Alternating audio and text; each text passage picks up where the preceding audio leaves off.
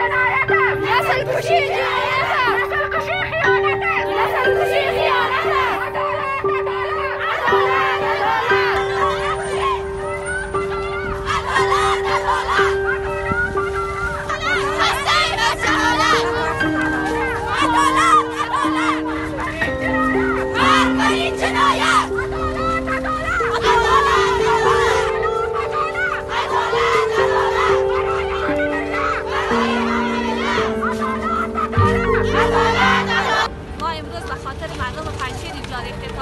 عدالت عدالت عدالت و حقوق بشری را تامین بکنیم.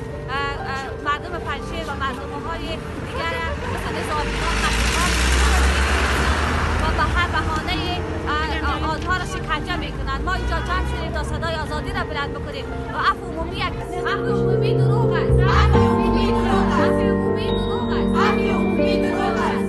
گزارش تهیه بکنن و صدای ما را هم رسانی بکنن. اونا را با خودشان بندی کردن. امیدوار هستم در این قسمت گروهای طالبا، بزرگان طالبا و گروهایشان دستور بدن که عملی بکنن با اون تعهدی که اینا کردن و عفو عمومی را اعلان کردن با او عملی بکنن.